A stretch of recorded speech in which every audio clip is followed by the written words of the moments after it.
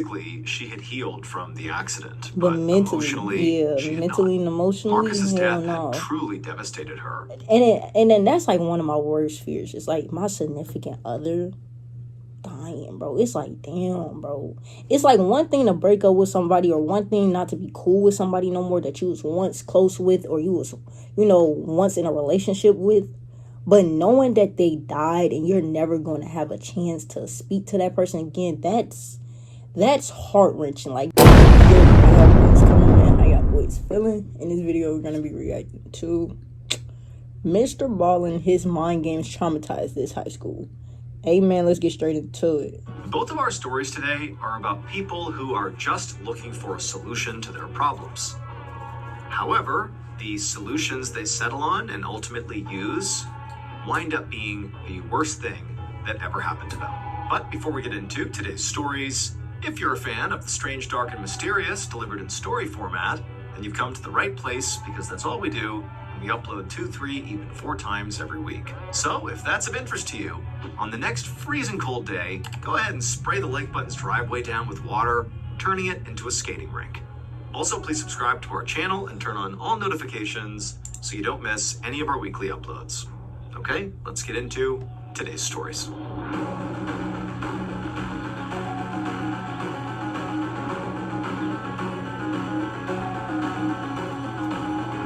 Locked in there.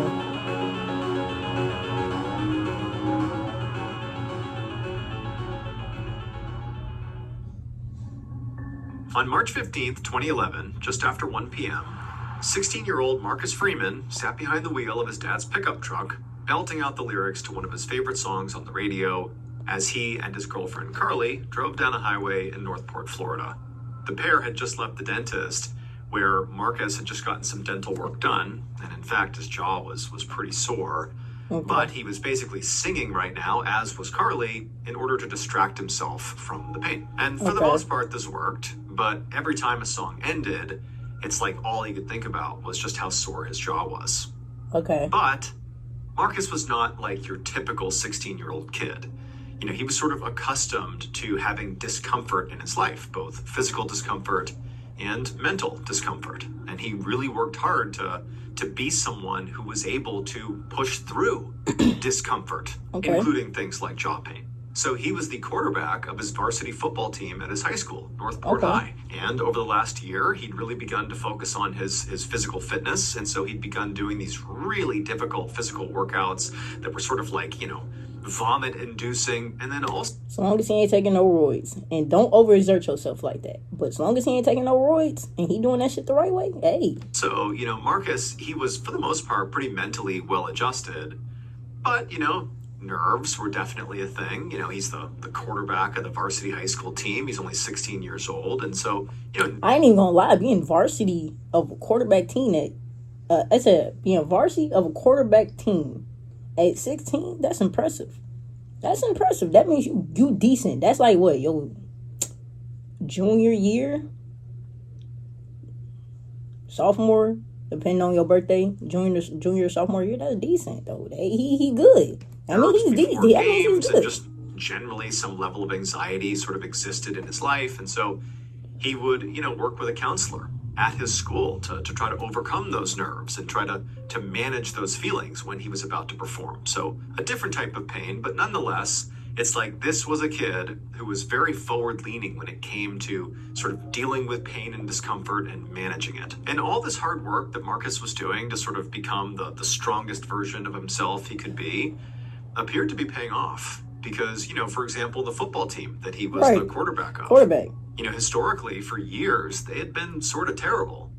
But now, under Marcus's leadership and, him being the quarterback, they were now coming off one of their best seasons ever. And actually, it was not even just Marcus and the football team that appeared to be on the upswing these days. The whole school was. Northport High used to have terrible sports sort of across the board, and also low graduation rates and bad test scores. Damn. Like, this was not a high-performing school. Oh. But now, it had like totally turned a corner. Most of the sports programs beyond football were all improving. Okay. Grades and test scores across the board were all improving. And also just students at this school. So maybe y'all just had some bad teachers. Maybe y'all just had some, some bad teachers, some bad coaches. Did y'all clean out the staff? Because, like, shit, y'all just seemed happier and more well-adjusted. It was not just Marcus, it was like everybody. But there was a reason for this. And basically everybody who went to Northport knew what that reason was. There was one person to thank for this really positive change. Principal George Kenny. He'd been Northport's principal for a decade now, but in the last few years, he'd made some tweaks to the curriculum and put a ton more focus on individual student support. And the result of all of this appeared to be, Marcus and all of his classmates thriving. Okay, so this is sounding good. This is sounding good to me. Sound like this principal, he was like, okay, we got to change something, and he changed it. Right now, the pain in Marcus's jaw was really all he could think about.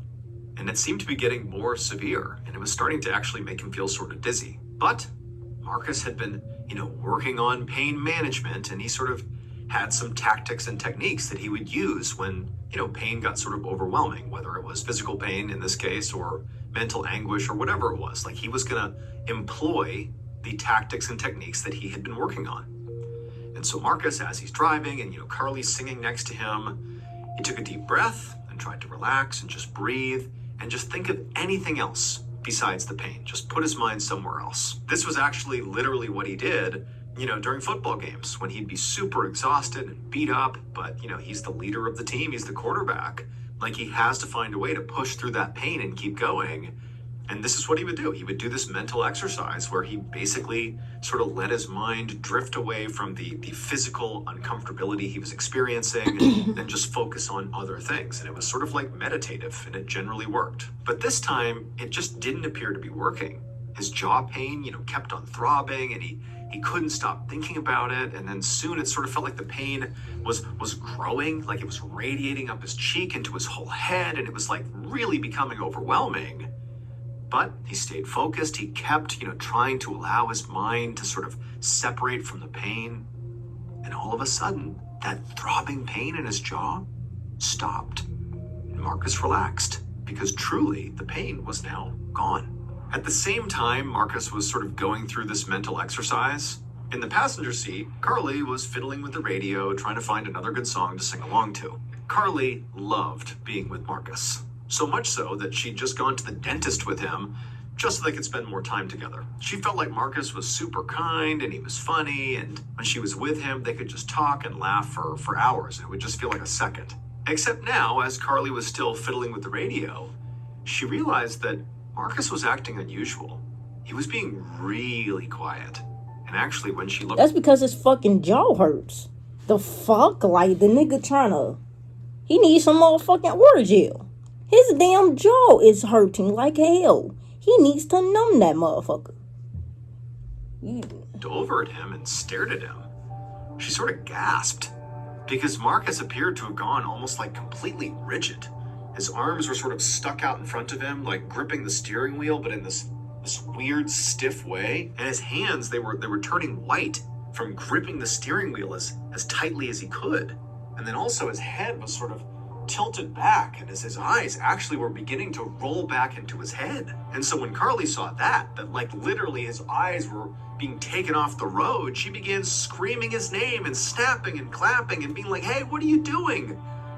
But Marcus didn't answer. He didn't even react. He just continued blazing along at nearly 100 miles an hour in this... Oh, hell no. Never mind. Marcus ass tweaking, shorty. He would have had to let me out that bitch. Hey, man, I would have smacked that nigga. See, that's when you smack somebody. The snapping, the clapping, the hey. Like, hey. If that's not working, you bitch slap that nigga. Smack his ass. Now, if he don't wake up from that, you might just have to accept your defeat and realize this is probably where you finna die. Because ain't no way he controlling that car no more, bro. It's weird, like, rigid state. And so Carly, she really began to panic. She's screaming. She's grabbing Marcus. She's trying to, like, get him out of this trance he's in, but he just wouldn't move. He wouldn't look at her. It was like he was gone. And then Carly turned and looked out the windshield, and she screamed as the truck veered off the road and careened into a tree. And for Ooh. Carly, as soon as that happened, At 100 miles an hour? I hope y'all had y'all seatbelt on. But even then, bro, at 100 miles an hour, definitely the airbags deployed. If y'all had y'all seatbelt on, none of y'all should have gotten lodged out the car. Like the car, like that impact shouldn't have, threw you out the car if y'all had y'all seatbelt on, airbags deployed. But y'all is hurt badly, know that. everything went black. Yeah. Bad car crash at 100 miles an hour. Y'all hit a tree head on. Ooh. A few hours later, God, I hope Carly y'all opened had her y'all eyes, seatbelts on. and her whole body ached and her head pounded. And at first, she really had no idea where she was. But then she heard beeping sounds, which were coming from these machines near her, and she looked around and saw the room she was in was very white, and she realized she was definitely in a hospital. And once she realized that, it was like the whole terrible ordeal came rushing back to her. She remembered Marcus and how strange he had looked, rigid at the wheel, and then she remembered crashing and hitting that tree. And so as she's processing this horrible thing, a nurse came into the room, and Carly immediately asked them, like, where is Marcus? Yeah, and when is could he she alive? talk to Marcus? But that's when she found out from the nurse that Marcus was dead. Damn, Marcus. They killed 4? Wait, it said another teenager dies in the crash. Northport, a popular athlete is lost 2 days after a wreck that killed 4. Who's the other 3 people that died?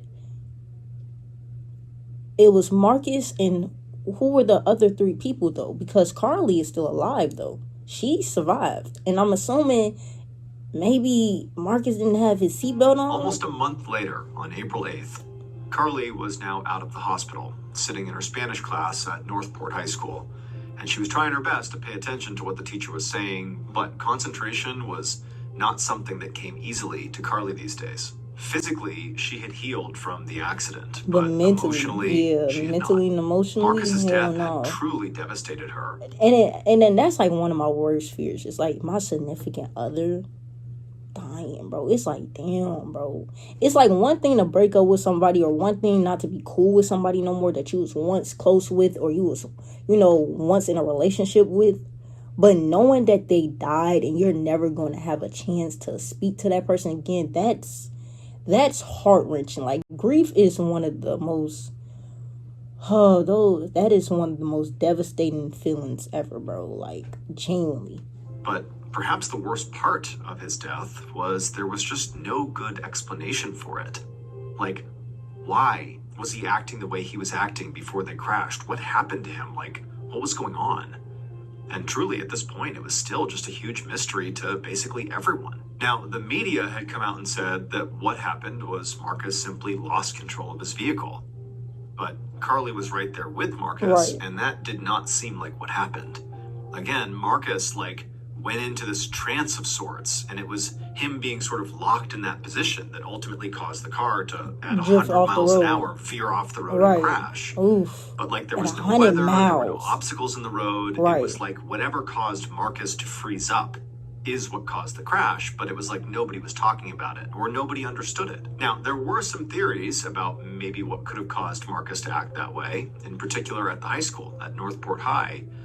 People believed that, maybe Marcus, when he was at the dentist, had gotten some kind of sedation that maybe he had had a bad reaction to, like a late onset bad reaction while they were driving home, and that caused him to stiffen up. Or maybe he had just had a random medical event that caused him to act that way.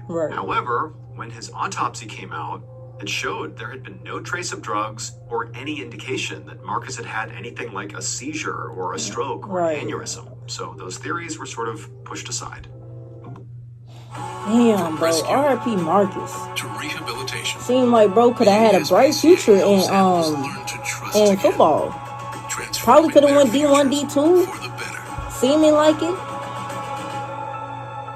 Maybe could have even went to the league. Damn, Mark. Damn, bro, that's sad. Cause I wonder, what happened? Like, he was just trying to block out the pain, how he always does. But damn, that's crazy. This is bizarre. Tragedy was considered an accident, not any sort of foul play. Right. And so the police were not investigating further. Right. I mean, They naturally, they just thought it was a regular car crash.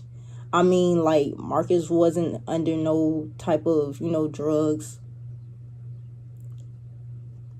They just thought it was what do they rule it out as? No foul play, no nothing. Marcus wasn't trying to kill his girlfriend and himself, like, none of that. It was just, like, seemingly a regular car crash. Why would they investigate further? on site, they saw what happened, they documented it, but there was not like a deeper investigation happening here. It wasn't Carly, no point. She knew that it was very possible that she and everyone else would really never get the answers that they were looking for here, that it would just be a mystery what happened to Marcus. So for Carly, it just was really difficult to sort of just go back to normal life, go back to school. That's real. Just be a kid again. Right, that's real, though. There was this huge hole in her life that just felt like it was never going to be filled. But Carly was not the only one grieving here. Marcus had been incredibly popular at Northport High. I mean, he was the varsity quarterback. You know what I'm saying? Hell yeah, he was popular at that. Not even saying like, jocks are like, like all that shit. Because that shit's not real in actual high school. Like in actual high school, you got the friends you kick it with, the athletes. Like you might know some of them, especially if you are an athlete, but nobody gives a fuck. Like, no, that's not like how the movies be trying to portray high school. That's not how high school go. Anybody can attest to that. There's no jocks, there's no mean girls, there's no popular girl. Like, either you're known or you're not known, you're in sports or you're in clubs. Like, it's just regular high school folk. But hell yeah, he was popular. I mean, he was the varsity quarterback. Like, I knew my varsity quarterback. That's also because I ran track with him. But I also just knew him because, like, he like our school was like low key ass, and we started to get good. Like I would say my junior year of high school, but my freshman and sophomore year, my high school team was ass as fuck. But my junior and senior year, we started to get good. We even went to like the division championship. We was actually good. So yeah, I knew like a few of the football players because I was like, oh shit, like you scored a touchdown. Like, you kind of just know like a few of their names, but it's not like no jobs. It's no cliques in high school. You just got your friends that you cool with, and then everybody else go about their day. You feel me? And after we all just trying to get home at the end of the day. The student body about his death. There had been a whirlwind of memorial services and student gatherings, and Mr. Kenny had made sure that counselors were brought into school to help kids process what had happened. And so now, as Carly sat there in her Spanish class, trying her best to concentrate, she suddenly heard the crackle of the school's announcement system kick on. And then she heard Mr. Kenny's voice, and he said he had something to tell them. And Carly could tell pretty much right away that whatever he was going to tell them was not going to be good news. Now, normally, Mr. Kenny was a very enthusiastic and very sort of positive person. I feel like that's how all like administration try to be in school, because they trying to motivate the kids to actually do good. And then at some point he kind of stopped himself and he cleared his throat. And then he just said, another Northport student has just died. In the weeks following that announcement, what the hell? Carly tried to wrap her head around how it was possible. What the hell is going on? Died at their school in 2 months. Yeah, I ain't even gonna lie, that would have looked a little fishy to me. Like, what the hell? What y'all got going on? Now, the second death was not similar to Marcus's death in terms of how they died. The second death was self-inflicted. But still, Northport, which was a small, tight-knit school, was not a place where young people just suddenly started dying. Like, this didn't happen. But then, that will raise flags. Just weeks later, somebody else died? Carly's confusion turned into outright disbelief when another Northport student died. Yeah, no. 3 people dead in 1 school year is insane. I remember it was only 1 kid that died at my school. I was a freshman, and I believe that said kid was, a senior, if I remember correctly. I remember we only had 1 child, one teenager that had passed away, and I believe he had got shot. R.I.P. to bro, I can't even remember his name, but R.I.P. to him. Because I do remember we had that announcement freshman year. But yeah, 3 kids dead in 1 singular school year would have raised red flags for me, indeed. Also self-inflicted.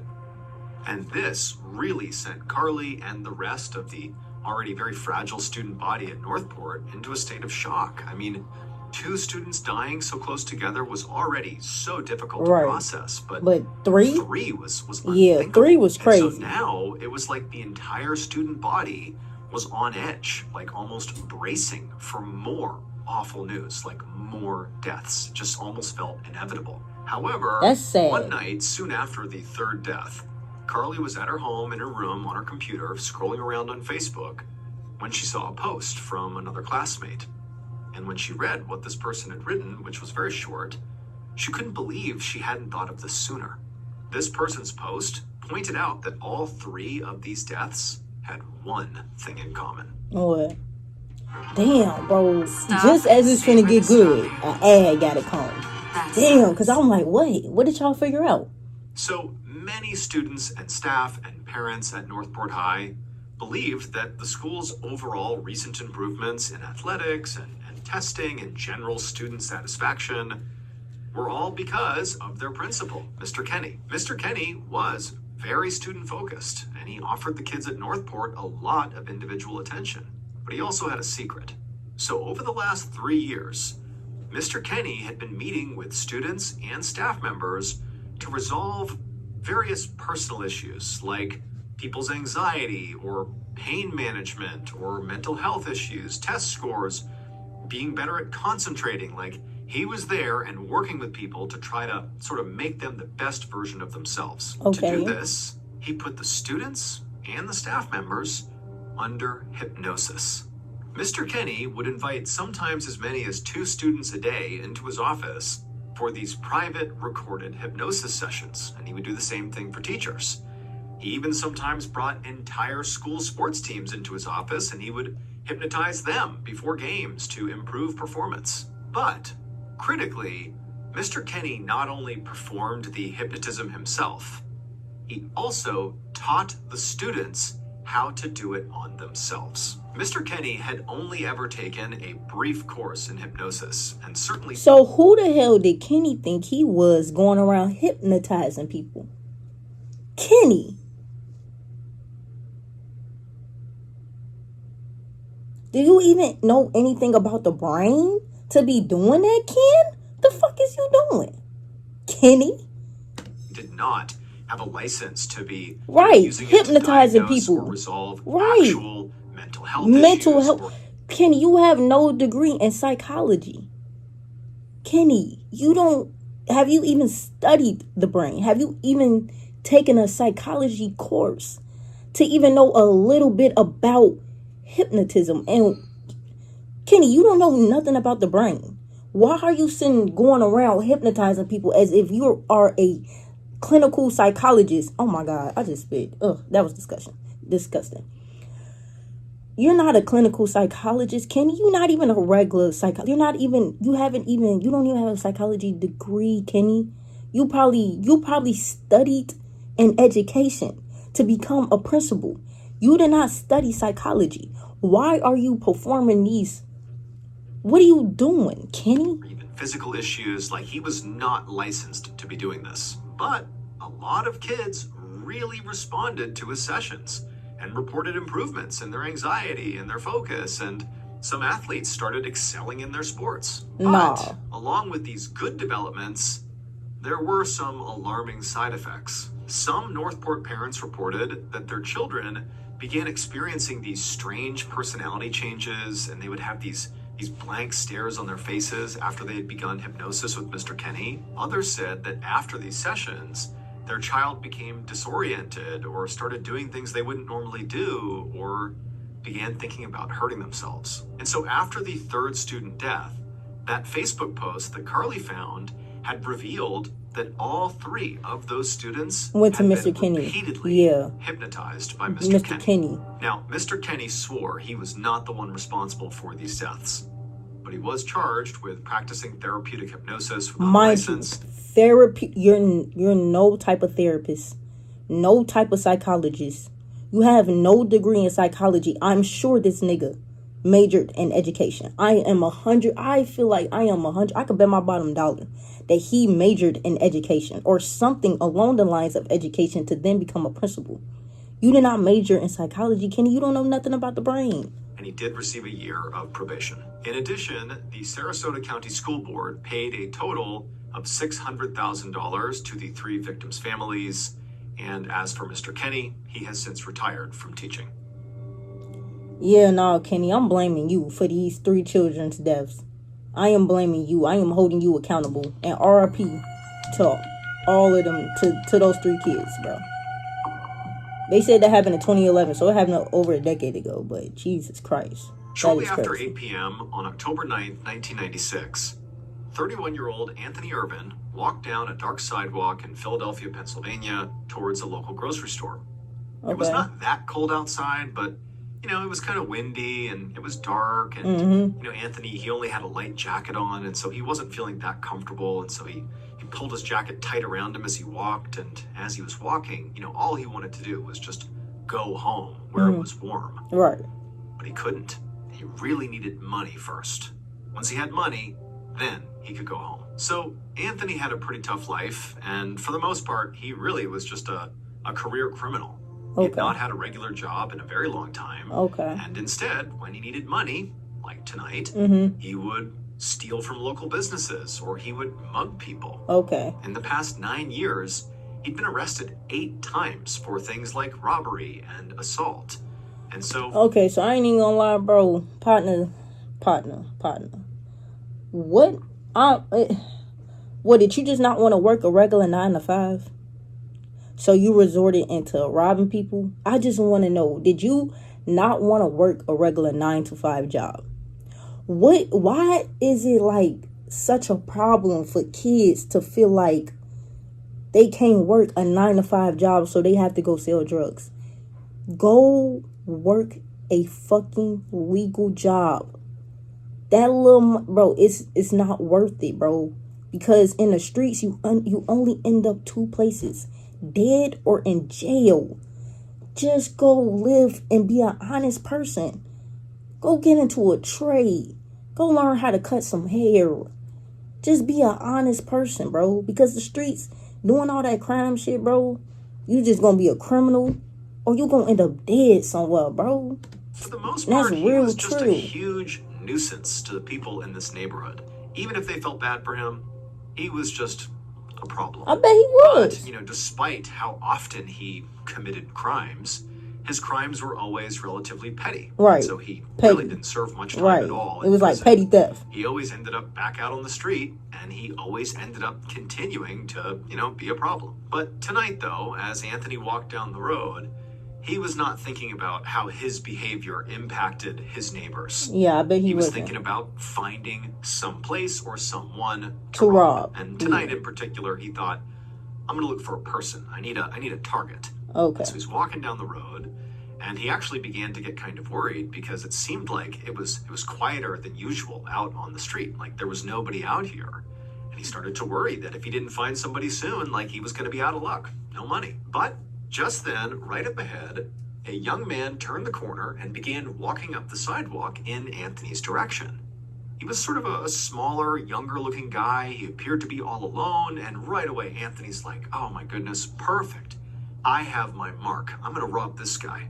And so Anthony, he begins walking towards, you know, this unsuspecting man. He was just trying to live his life. As he got closer, Anthony realized he knew who this guy was. This was Harry, his neighbor. And he's like, oh my gosh, perfect. Because I know Harry is super soft-spoken and gentle, like he's so calm. He's not going to do anything. Like, he's going to be so easy to rob. Yeah, it's horrible to rob your neighbor. He's going to know I did it, but what's he going to do? So Anthony marches right up to Harry, and he stops right in front of him, blocking his path. And then Anthony delivers, you know, his classic mugging threat. A few minutes later, a detective with the Philadelphia Police Department named Perry Kelly drove his cruiser fast down a city street. He'd been called to the area about a mugging, and he was hopeful he would get there in time to potentially catch the mugger, or at least see who they were or see where they went so that maybe he could catch them. And so Kelly, he turns the corner and he pulls up in front of the address where he's been told to go. And as he's pulling up, he sees there are 2 men out on the sidewalk. One is lying motionless on the ground, and the other is sitting on top of him. And Kelly's thinking, perfect. I have caught the mugger. Like, he's the one on top of the other. I've caught him in the act. Great. I'm going to jump out of the car and arrest this guy. But no. When Kelly got out of the car and learned what actually happened here, this became easily the strangest thing he had ever come across in his 25-year career. So when Anthony mugged people, what he would do is he would put his hand into his coat pocket, like he had a press his gun. fingers forward, like he had a gun in his pocket. Like he had He a would sort of gun. aim his hand inside of his jacket towards the person he was mugging, and he would say to them, as soon as he walked up to them, like, hey, I got a gun, give me all your money or I'm going to shoot you. And they would often look down, they'd see what they thought was a gun in his jacket, although they couldn't be sure, and, you know, instead of questioning whether really Anthony had a gun or not. See, yeah, I'll just give him the money. Like, yeah, I'm not finna be like taking no chances. Like, it wasn't worth it. I sure would give you my money. Take my money. Take your money and run off, right? So this worked most of the time. And he's thinking, Harry, here's my easy mark. This young, meek kid, I'm going to use the same thing on him. It's going to be so easy. And so he walks up to Harry and literally stands in front of him and blocks his way. And Harry actually kind of walks into him and is like, what's going on? And Anthony, he delivers the line. He's got his hand in the pocket, pretending he's got his gun. And he's like, hand over all your money or I'm going to shoot. But Harry, you know, whether or not he believed that Anthony had a gun or not, he actually had virtually no way of confirming it one way or another. Because Harry was actually blind. And Anthony knew Harry was blind because they were neighbors. And that was a big reason why he thought this was going to be so easy. I'm going to rob the robbing the blind man is crazy. Slight blind kid. That's what robbing the blind kid is crazy. Is that in addition to being blind, Harry also happened to be a karate master and a master wrestler as well. And so when Harry was suddenly being told, you know, you're going to get shot if you don't hand over your money, his instincts kicked in and he grabbed Anthony, flipped him over his shoulder and slammed him into the ground and broke his neck and killed him. And then he sat on top of his body until police arrived. Harry was never charged in connection with Anthony's death since it was determined he acted in self-defense. No, it was self-defense. Anthony was trying to rob a blind man. This was self-defense. And even though the media called him a hero for defending himself, Harry actually felt terrible that he had killed Anthony. He didn't mean to. He was just trying to defend himself. Right, he was just trying to defend himself. The whole thing a tragedy. Wow. That's insane. Harry said no, yeah. And see, like, as a blind man, knowing how to fight, that's like, you know what, that give me like, fuck, what's that nigga name from Mortal Kombat, bro? Kenshi vibes. That give me Kenshi vibes, bro. Kenshi blind as hell, but he'll whoop a nigga ass. Like, that's what that give me. Okay, Harry. Harry ass. Damn, Harry. Damn.